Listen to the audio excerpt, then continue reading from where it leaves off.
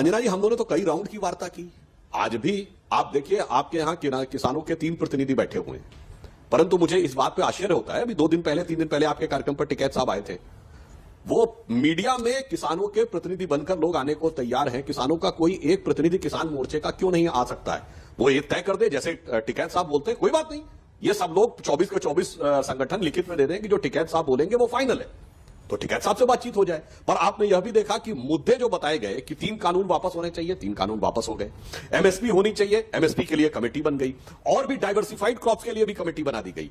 अब इसके बाद यदि आपकी मांगों का व्याप बढ़ता जाता है और प्रदर्शन का व्याप देश के बाहर जा रहा है, तो आप स्वयं बताइए कि हम देश के अंदर बैठे लोगों से बात करें कि देश के बाहर बैठे लोगों से बात करें। पुष्पेंद्र सिंह जी, आपके पास आना चाहते हैं, आखिर क्यों? अब जबकि सरकार ने तीनों कृषि कानूनों की वापसी का ऐलान कर दिया, फिर इतने बड़े पैमाने पर इस आंदोलन को और तेज करने की जरूरत क्या अन पड़ी है?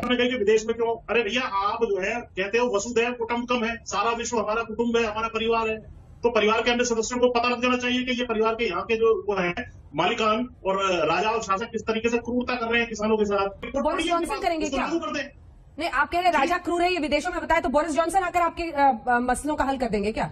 ये कोई पहली बार नहीं हो रहा अंजना जी। मैं याद दिलाना चाहता हूं, 15-16 दिसंबर 2019 को कांग्रेस ने, ओवरसीज कांग्रेस ने सीए एनआरसी के मुद्दे पे भारत की दूतावासों के बाहर प्रदर्शन किए थे। अब दुर्भाग्य की बात यह है कि जिस प्रकार के राजनीतिक दल या राजनीति कर रहे हैं, मुझे लगता है पीछे से यही लोग इस प्रकार की चीजों को प्रेरित कर रहे हैं। अन्यथा जहां तक अंतर्राष्ट्रीय स्तर की बात है जनाब, आप याद करिए, हमारी सरकार जब आई है तो WTO की बाली कॉन्फ्रेंस में जाकर हमने किसानों के हित तक ऐसी लड़ाई लड़ी थी, वरना इनके जमाने की सरकार जिस प्रकार के समझौते जिनेवा में करके आ गई थी, अगर वो होता तो 2023 के बाद हम एमएसपी देने लायक नहीं थे। बना दी। अरे सुधांशु जी, आप तो ऑर्डिनेंस के मास्टर लोग हो, आज ही अभी ऑर्डिनेंस बनाओ कि एमएसपी की लीगल राइट दिया जाता। आपको तो 5 मिनट लगते हैं ऑर्डिनेंस बनाने में। बिना सोचे समझे आपने 3 काले कानून बना दिए, बिना मांग के 3 काले कानून बना दिए, बिना चर्चा के 3 काले कानून बना दिए। अब तो किसान मांग रहा है, किसान के सारे संगठन मांग रहे हैं कि हमको एमएसपी दो। और मैं आपसे तार्किक रूप से एक बात पूछना चाहता हूँ, एमएसपी से इतना डरते क्यों?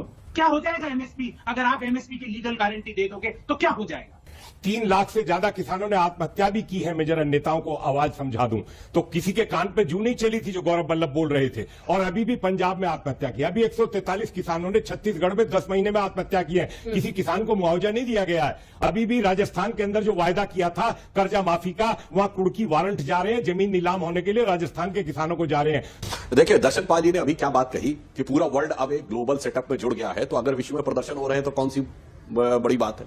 ठीक है, मैं विनम्रता से दर्शन पाल जी कहना चाहता हूं, मगर आप ही हैं जो इस बात को कहते हैं कि किसान को तो अपना अनाज बेचने के लिए सिर्फ जिले की मंडी में होना चाहिए, दूसरे जिले में भी नहीं, दूसरे राज्य में भी नहीं, मगर प्रदर्शन पूरे दुनिया भर के देशों में होना चाहिए। तो कहीं ना कहीं यह बात थोड़ी सी तर्कसंगत नजर नहीं आती है। फिर ग्लोबल अगर वर्ल्ड हो गया है तो ग्लोबल में किसानों को मिलना क्यों नहीं चाहिए? दूसरा, मैं एक और बात कहना चाहता हूं, अभी हमारे गौरव वल्लभ जी भी, अरे भाई, कांग्रेस पार्टी इतने समय देश में रूल कर चुकी है और वो ये कह गए विदेश में आंदोलन चलता है, क्यों नहीं कहेंगे? विदेशी मूल का नेतृत्व, विदेशी गमनागमन में निमग्न सपूत, तो उनको तो विदेश में हर चीज अच्छी लगेगी ही। इसमें विदेश में जाकर वो इस बात के ऊपर प्रचार प्रसार की बात कह रहे हैं। अरे भाई, आपको सोचना चाहिए गौरव जी, इस देश का किसान वो है जो कहता चंदन है इस देश की माटी, तपोभूमि, हर ग्राम है, हर बाला देवी की प्रतिमा, बच्चा बच्चा राम है। और इस देश की माटी को जो अपनी मां मानता है, उसके लिए आप कह रहे हैं विदेश में प्रदर्शन जायज है? मैं आपसे पूछना चाहता हूं, कितने किसान जो विदेश गए आज तक?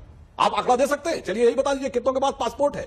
आपके नेता जाते हैं हर दूसरे चौथे महीने विदेश घूम के चले आते हैं। इसका मतलब आप ये नहीं कि आप इस प्रकार की बातों को प्रचारित करें और इस प्रकार की बातों का समर्थन करें। और दूसरी बात मैं कहना चाहता हूं, अभी एमएसपी की बात इन्होंने कही, तो मैं कहना चाहता हूं भाई, ये बताइए, आप तो अर्थशास्त्र के विशेषज्ञ हैं, आप हमसे कह रहे हैं चलिए ठीक है, आपसे मैं पूछना चाहता हूं, मैं भी जानना चाहूंगा कि अभी तक हमने तो कानून विड्रॉ कर लिए, क्या पंजाब ने अपने कानून में वो परिवर्तन कर दिया कि कॉन्ट्रैक्ट का उल्लंघन करने पर किसान को 5 साल की जेल है? नंबर 2, मैं पूछना चाहता हूं, महाराष्ट्र में जहां आपकी सरकार वहां कॉन्ट्रैक्ट फार्मिंग है, बुलाइए भी कैबिनेट की बैठक विड्रॉ करवाइए जैसे हमने आज किया है। नंबर 3, केरल जहां से राहुल गांधी सांसद है, वहां काला कानून, तथा कथित काला कानून आपके नजरे एतबाब से वहां पे बाकायदा नाजिल है।